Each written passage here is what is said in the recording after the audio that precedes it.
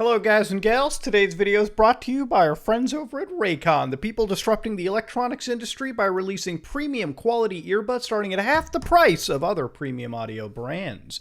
Ladies and gentlemen, they're giving you 6 hours of playtime, Bluetooth pairing seamless by the way, extra bass, and in that comfortable noise isolating fit. Raycon also has a bunch of fancy colors and patterns for you to pick from, a variety of fit options, and no dangling wires or stems. The company was co-founded by Ray J, and guess what? People like Mike Tyson are completely obsessed with Raycons. And if you don't like Raycons, well, they got the juicy 45-day free return policy for you to take advantage of. Now, ladies and gentlemen, one thing's for sure, summer is literally right around the bend. Some could say we are knee-deep in it. Ladies and gentlemen, I moved up to a place where there's finally mountains and I can go hiking. And in order to do something as boring as hiking, I'm going to be needing to listen to some podcasts, maybe some music, maybe even some good old YouTube videos. So I'm going to pop these Raycons in, go for a nice hike, and hopefully get my YouTube and nature fill all in one. So yeah, go to www.buyraycon.com/someordinarygamer to get 15% off your next Raycon purchase. Hello guys and gals, me Mutahar, and why yes, I did in fact buy a bootleg Steam Deck device. Now, this is a long time coming. I've sort of been teasing this device in my tweets if you follow me on Twitter, @OrdinaryGamers. I am verifiably irrelevant, as you can tell. But ladies and gentlemen, I have been teasing this device. I've shown images of Grand Theft Auto 5 run around on it. I have shown images of Metal Gear Solid 4. I have shown emulators run on it. Games like Skyward Sword. Ladies and gentlemen, this might be the best and worst $1,000 that I've ever spent. Now, to understand the entire history over here, we have to go to the Indiegogo campaign. Now, this is the GPD Win3, and as you can tell, it's in demand at Indiegogo. And apparently $5.2 million, Jesus, was put into it, and I was one of those people. I put $1,000 in. I bought the best goddamn package. I think I bought the, 1165 G7 and the dock. I lost the dock when I was moving, by the way. But as you can see, they've been showing a lot of juicy games like Cyberpunk 2077. Jesus Christ, it already runs like anal pus on a base PS4. Imagine it running on a handheld device. So I realized, man, do I want to see this train wreck in action? You bet your asshole. Now, Valve also released the Steam Deck, and I've seen a lot of people kind of complain about this, like, oh my god, the face button's too close to the edge. But at the same time, I think it looks pretty good. You know, it's definitely chunkier than the Switch. It definitely weighs more with what it has inside it. But it's a Arch Linux-based system, which is great for, you know, raising that Linux market share, by the way. It's a Linux-based system that can run almost every single game. Valve hopes to reach 100% compatibility with Windows games to Linux, which is its own separate video. I don't even almost believe that. But basically, this is a device that you can buy, log into your Steam account, and play your entire backlog wherever you go. Now, I ended up reserving the 512 gig NVMe SSD version. And of course, there's also a 64 gig eMMC, which I really wouldn't recommend you get. This is literally going to be one game, and it's going to run like dog water, okay? Just, if you're going to get this, at least get one with an SSD or put one in afterwards. Now, this is a Zen 2 RDNA 2 powerhouse chip, okay? So basically they teamed up with AMD to create a special chip for the system. And from what it sounds like, this is going to be some pretty beefy specs, okay? Now, it's also a 720p display, so you really don't have to power that much from the GPU end to it. So hopefully, with all of these things combined, this is going to be a pretty kick-ass device to play your games on Steam anywhere you go. Games like GTA 5, games like Cyberpunk, games like Division 2, games like Final Fantasy XIV MMO. By the way, all of them run great on the GPD Win that I bought. So, I'll look at the Steam Deck when it comes out, okay? But you know what Valve did? Valve popularized handheld gaming PCs, and I'm really looking forward to it. Now, GPD should be a familiar name to a lot of you, okay? I ended up buying some of their products, but I also reviewed the GPD Win original. Now, back when it came out, it kind of looked like a DS, you know, clamshell design, and while you could emulate a lot of games on it, it ran PC games like absolute dog shit, okay? We're talking 20 frames per second was the best you're ever gonna get. In that time, GPD released the GPD Win2, GPD Win Max, and finally the GPD Win3 for $1,000. So the prices went up, but what you're getting has also went up too. Now to understand, I would never recommend you buy the product. You wanna know why? Because it basically came broken when it shipped to me. So I'm gonna tell you guys a couple things, okay? So basically there's been a lot of controversy with their shipping, their Indiegogo campaign. Some people have reported getting inferior Wi-Fi chips. That's the least of anyone's concern. Some people have reported that the SSD that comes in, the terabyte SSD, a lot of space, shipped broken to them, okay? I'm lucky that I don't have a broken SSD. Some people have also reported, and this is my concern, is the gamepad didn't work. Yeah, the buttons didn't work on it, guys. Apparently, and this is a really stupid thing, by the way, apparently there is a contact inside the device that you have to basically clean out, which will actually fix the entire issue. Now, I ended up having to open the device, which, when you're paying $1,000 for a fucking device, when you have to open it up, you know, with like jeweler picks and like spudger tools, at that point, you can't recommend it. The build quality isn't good enough. If I have to open your fucking device to fix it, it's not getting recommended, okay? And that's why I'm glad I bought this. Usually when like the Chinese companies ask you to review this, they want the review to be like, you had Jesus's like holy grail in your hand. Anyways though, so I ended up looking at what this YouTuber came up with, Elaine Moore. She actually showed this exact part. You see where like these pins are? You see these 4 little pins? Yeah, apparently you have to screw it in properly to make them actually connect. That fixes the entire fucking issue. Again, guys, all right, it's $1,000 device, all right? Telling me to open it up and clean out the tools is not good. And I'm not shipping it back to China, okay? I'm not entering that fucking hell myself too. And the other thing is, I've heard people saying, just smack the side, which works.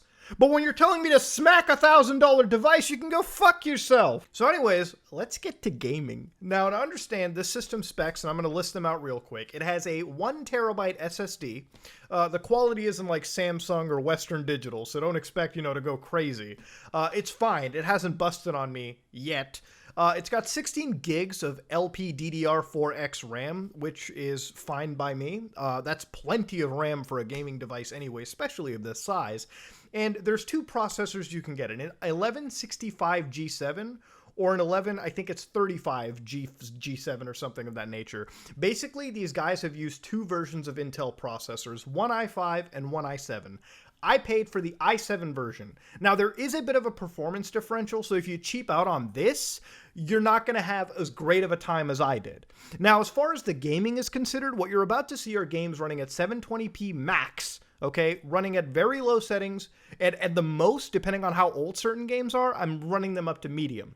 The graphic card in this device is an Intel Xe graphic device, so it's integrated graphics, but it's all Intel special GPU, okay? Like, they're apparently making graphics now. This isn't the Intel HD 3100 days, boys. They actually run pretty well. So to understand, let's go over the gaming, okay? So Cyberpunk 2077 is something they're showing off, and again, to show off Cyberpunk 2077, it better run fucking good. And it runs 30 to 40 frames per second, okay? So you're never going to get 60, but if you lock it down to 30 frames per second, it runs pretty well. I mean, there's stuttering for sure, especially when you're streaming in a bunch of things in the world, but you can in fact play Cyberpunk at better quality than you can the base Xbox One and base PlayStation 4. And the best part about it is, it's the PC version, so you can sort of modify a bunch of settings to your heart's content, but honestly, out of the box, it runs at 30 to 40 frames. Now, what I didn't do is a lot of performance modifications. Anybody that gets this device is modifying its TDP, its thermal design point, to basically eke more power out of it. I honestly am not going to bother doing that. I'm sure I can get more frames, but I'm not going to fuck around with the thermal design point of this device, further killing its battery life or its internals or harming them in any capacity. If the game runs, it runs. If it doesn't run, it doesn't run. So Cyberpunk 2077 works pretty well, okay? I had no complaints whatsoever. Now, at the end of the day, the next big game I wanted to try out was Grand Theft Auto 5. And I am proud to tell you, GTA 5 runs really well. Now, I'm running the game at like low to medium settings at 720p. and it is pretty much locked to 60 frames per second.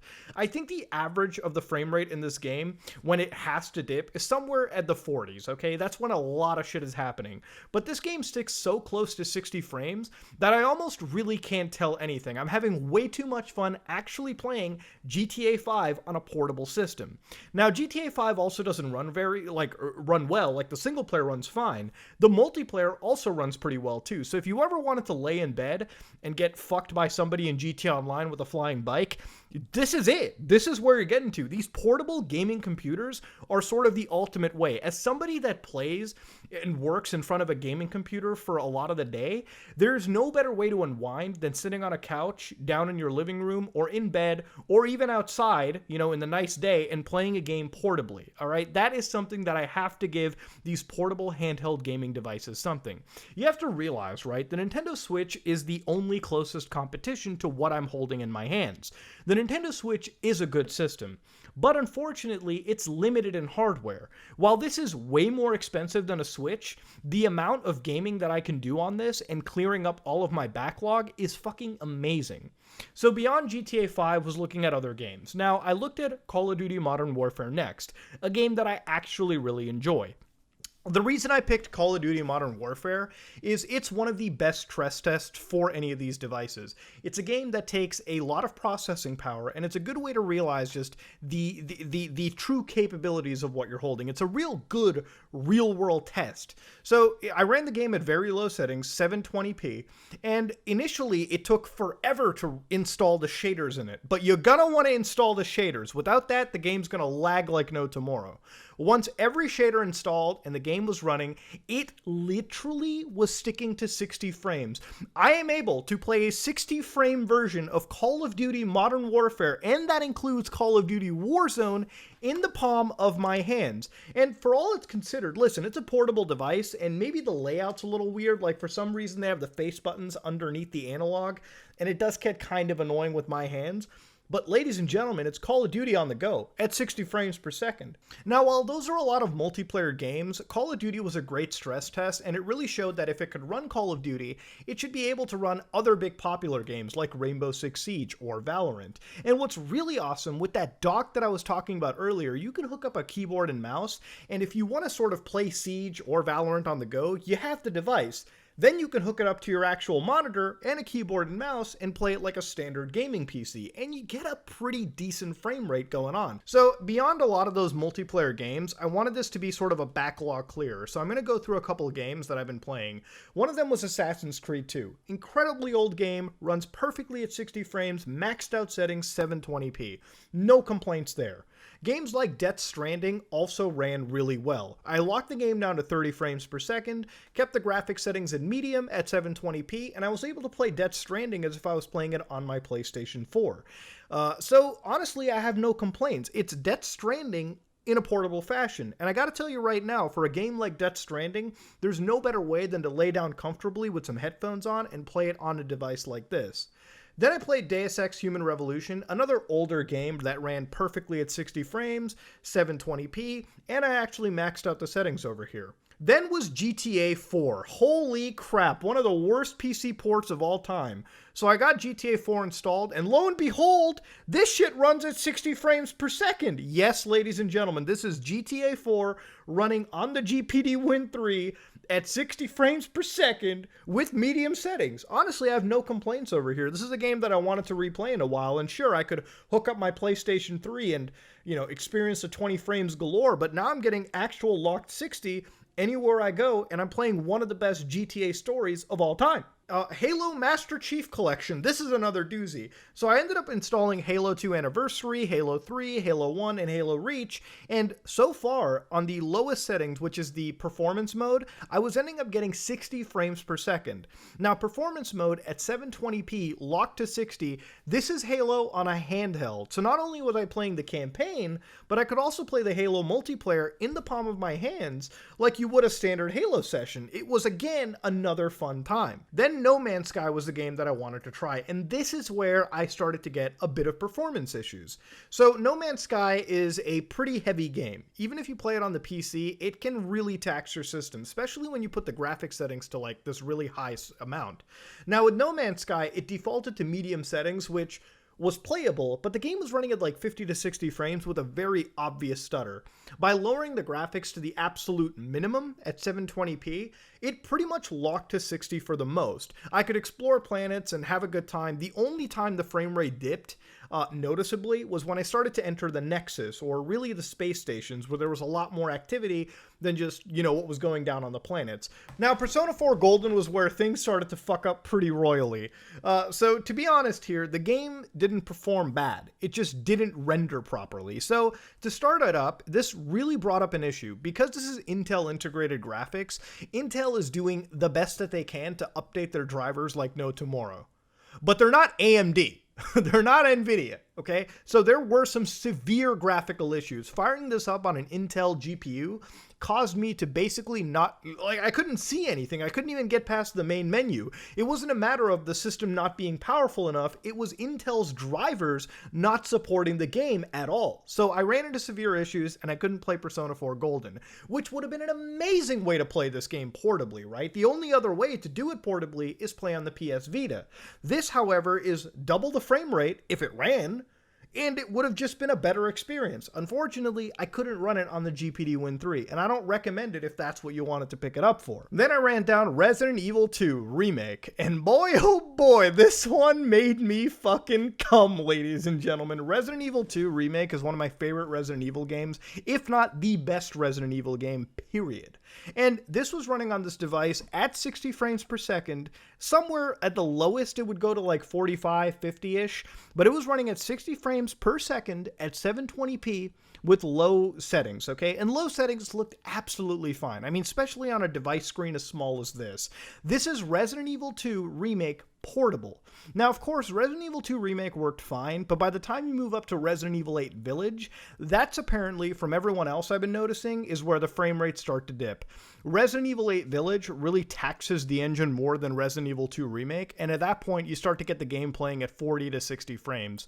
But at that point, you can always lock it down to 30 and experience that game fluidly as time goes on. So, I mean, that's where you get into the mileage issue for these systems, okay? Of course, it's not going to run everything like your high-end gaming PC would, but if you treat this kind of like a portable PlayStation 4 or an Xbox One, it really does stand on its own, okay? So that's where you have to sort of temper your expectations. Yakuza 0, baby! I'm proud to say all the Yakuza games work real well on this. So if you have Yakuza 0 all the way to Yakuza 5 Remastered, those games run on the older version of their engine, and it pretty much locks itself to 60 frames per second and 720p. So if you ever wanted to play Yakuza 0 like you would on a standard PS4 or PS4 Pro, you can experience those Yakuza games absolutely fine. Now, when it came time to Yakuza Kiwami 2, Yakuza 6, and Yakuza 7 Like a Dragon, those games are running on the newer engine. They look a lot better, but their requirements are obviously a lot more, rigid. So at that point, I realized by turning the frame rate down to 30, even though it was hitting 60 here and there, 720p 30 at low, all the Yakuza games were running absolutely fine. And to be able to play Yakuza 6 or Yakuza Kiwami 2, and especially Like a Dragon, which is an amazing JRPG, in a handheld is something that you're never going to get anywhere officially at all, okay? You're not going to get it on the Switch. You'll have to wait till the Steam Deck to come out to get it. But right now, this is why these portable handheld gaming PCs are blowing my mind. I'm able to complete a lot of these massive backlogs in the palm of my hand anywhere I go. And it's pretty cool. Of course, beyond that, Final Fantasy XIV, which is a game that's taking everyone by storm, has an amazing controller configuration to it. I mean, it's a game that literally can be played on a PlayStation 4 and PlayStation 5. So it runs absolutely jaw-droppingly perfectly. To play an MMO like that and do your dailies and your dungeon farming and everything in the palm of your hand on the go, anywhere in your house, is a lot better. Now, of course, it's an MMO, So you probably want to have a keyboard, mouse, and all your setup on your main PC. But if you're just doing general questing stuff, you can always play it on a handheld device like this and just sort of chill out on the game. I mean, keep your raids for your big giant PC setup, but you can always have the smaller handheld setup for just questing and anything else. All in all, I have to say, I'm generally so impressed with every game system that we've seen. But that's not where I'm going to end the video yet. See, emulation, if you looked at my last video, is a pretty big deal to me, and I've been looking to get the ultimate emulator device. I even dipped into the GPD XD, which is the same company that made an Android-based device, and it was absolutely my handheld device of choice for a while. I'm proud to say this is the best emulation device right now on the market. Okay, so of course you got your standard NES, SNES, GBA, PlayStation 1, all of that stuff, which you could already do on basically any device. That works perfectly, okay? That works fine. What's new, however, to the emulation party now is PlayStation 2, Nintendo GameCube, Nintendo Wii, Nintendo Wii U, Nintendo Switch. You heard me, Nintendo Switch also works on this, and PlayStation 3, kind of. So let's get over through the emulation, okay? Basically, GameCube games for me are working super fine. Games like Twilight Princess work as you would expect. Metroid games work amazingly well on this. Metroid 1 all the way to 3, the Prime Trilogy, can be played on this device. Now, as far as Wii emulation goes, Skyward Sword works really well on the Wii emulator. You can basically get an amazing Xbox 360 control setup going, and as far as I've seen, Nintendo GameCube and Wii work absolutely amazingly. Now, PlayStation 2 is another system that I wanted to emulate. PlayStation 2 is what I grew up with. It has some of the best JRPGs out there. So I decided to get PCSX2. I got Grand Theft Auto San Andreas just to really stress test the system out. And lo and behold, San Andreas works perfectly. If you want to play portable PS2, this is where it's at, okay? These are the devices you're going to need, these portable handheld gaming PCs. So beyond PlayStation 2, then it's time to look at Wii U. And this is where the plot thickens, ladies and gentlemen, because I was able to get Breath of the Wild, yes, Legend of Zelda, Breath of the Wild, running on the Wii U CEMU emulator, and I added the 60 frame rate patch to it, and I was playing Breath of the Wild at 60 frames per second, 720p. So while Breath of the Wild is already portable, with the GPD Win3 you can get better frame rates on Breath of the Wild right here, right now. So it beats out the Switch at being the fucking Switch. Now, as far as Switch games go, I decided to take Skyward Sword HD, which just released yesterday, and I took the ROM, put it onto my actual GPD Win3, and it ran just fine. Granted, it wasn't hitting 60 frames per second. This is where the system was really being tested. So I was running Switch games, I was running Skyward Sword HD, and it was hitting like 40 to 60 frames, and there was some stuttering. But you could still play the game. I could still play the game. I loaded up Animal Crossing, and this is where the system sort of worked and fit into its groove, okay? Animal Crossing worked really fine on the Switch emulator for this device, and I had really no complaints with it. I mean, there was some stuttering. There was some stuttering because of shader installation, but the more you play these games, the better it ends up running at the end of the day. So now, beyond Switch, beyond Wii U, let's go look at PS3, which is where it tends to die.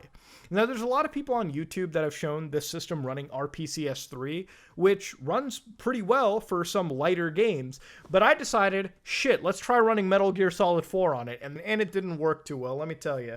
This thing tried. It really fucking tried. I mean, the cutscenes ran well, but once you got into the goddamn gameplay, oh, this poor thing was begging for a bullet to the head. Yeah, I mean, did I expect anything better? No, even my main computer can't run MGS4 perfectly. So did I expect this handheld processor to do it? Fuck no. It was just something for me to try. Hell, if it ran it playable, I'd fucking blow my load, okay? Playing MGS4 portably is the stuff of PS Vita owner dreams, okay? The fact that I can even slightly do it already blows me away, okay? So God bless you, GPD Win3. God bless you. Okay, so I've talked a whole lot about their gaming, right? And I wanted to make it as comprehensive as I could, but let's go look at some of the negatives, okay? So if you look at this device, one of the things you can do is you have this little capacitive keyboard. This is one of the worst keyboards you'll ever see. Like, it gets the job done, but trying to type a sentence on this without failing, is nearly impossible, okay? If you tried running Suicide Linux on this, the one Linux distribution that basically deletes itself if you enter a command wrong, you'll never survive. You'll never survive more than 5 minutes, okay? It's great for entering a password, but other than that, it'll make you pull your hair out. Now, the battery life on this thing is surprisingly decent. So if you're just playing like PS2 emulators or like something really light, the battery can last for like 4 hours, 4 to 5 hours almost. I mean, if you're really stretching it. Now, of course, at the peak of its gaming, like let's say you're emulating Breath of the Wild, or you're playing Call of Duty Warzone, yeah, this thing is going to last for an hour to 2 hours, okay? Maybe more of an hour and a half. The battery life is great, considering it's a x86-based processor. It's not exactly the most efficient and optimized. So again, I'm not complaining too hard about it, okay? At the end of the day, the battery life is enough for me portably. I'll hook it up to a power adapter when I'm not playing it, okay? That's fine. That's okay with me. The other thing is thermals. This thing can get hot. If you look at the very top of it, it's got itself a nice little exhaust port, and this thing exhausts air like no tomorrow. It can keep itself pretty cool. Like, the fact that I'm holding this device while I game and it's lukewarm when I'm loading Modern Warfare up is baffling to me. Normally, a gaming laptop tends to feel like a fiery inferno on my lap, or like anywhere, even if I'm using it on a desk. And that's why I don't play a lot of gaming laptops. I had a big fear that this would be like that. But I'm proud to say, while it definitely does get loud, like this fan gets loud. Anybody that tells you it doesn't is a fucking liar. But even if it gets loud, it doesn't get hot to the touch. So you can actually play your extended gaming sessions on this and have a pretty good time. And the fact that the cooling solution is good means that this device is going to last longer than most others on the market.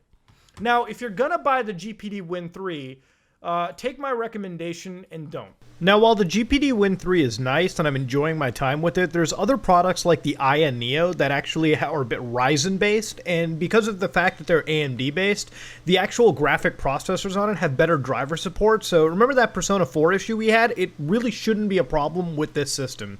AMD's just better than Intel. They've been in the graphics game longer, and they know what they're doing. Now, that being said, I actually don't recommend you get anything yet. While this is the start, these are kind of like jerry-rigged portable PC gaming options. But the Steam Deck that's coming out, if this is already enjoyable, I'd rather you wait to spend your money on that, whatever, because it's also pretty expensive. While it might be cheaper than this, the highest end Steam Deck option is like up there to like $800, okay, at least Canadian. So I'd recommend if you were to burn this kind of money, burn it on the right product, one that's going to have Valve and AMD's proper backing. I'd rather you look into that than the devices you have currently right now. And if you want to get any of these devices, go for it. Because listen, I think personally the PC portable gaming market is about to have some big players. And when you look at the Nintendo Switch, these are very viable alternatives. Whether you're gaming on these natively or running emulators, it's a pretty solid option to pick one up. If you probably don't have a gaming PC on you and you're just dipping your toe in, or you have a gaming PC and you want to start clearing your backlog away from your gaming computer. I think there's use cases for this that make sense, and that's pretty much where I'm going to leave it at. So yeah, ladies and gentlemen, that was the Bootleg Steam Deck that I purchased. I know that I didn't give you a glaring recommendation to buy a $1,000 device that had a button problem for me, and I stand by that 100%, but it's interesting to show that as the Steam Deck is announced and GPD Win is in the market and you've got Aya Neo and all these devices, these handheld gaming PCs are going to become popular, okay? I think personally they're going to be a big thing in a year from now. The only other competition to this is the Nintendo Switch. Nintendo Switch has been sitting pretty for a while, and now it's got some actual competition from some big players. Granted, yes, these devices are more expensive, but I think the trade-off is, unlike a Switch where you have a gaming device that can only run Switch games, here you have access to Steam, you have access to Epic Games. Dude, Xbox Game Pass and this is a fucking banging deal. Have yourself all your Game Pass games wherever you go. Think about it. I mean, it's a pretty good deal. And not only that, I mean, if you want to just use it as a standard computer, it's got enough beefy specs to be a standard computer anyways. Now again, I have to state for the record, $1,000 is a lot of money to be tossing here. You could get a pretty strong update to your gaming PC or a better piece to your setup. But if you got the cash to burn and you want to experience the portable PC gaming race, this might be a pretty good time to dip in. All right. Now I want to see how the Steam deck launches. I'm sure it's going to be pretty good. Valve has a good reputation behind them. I don't expect them to fuck this up, but it's interesting. If Valve is successful with what they're doing, this might usher in a new age of portable devices that'll end up getting cheaper over time and be a pretty strong option to clear up your backlog as time goes on. But yeah, ladies and gentlemen, if you like what you saw, please like, comment, and subscribe. Dislike it if you dislike it. I am out.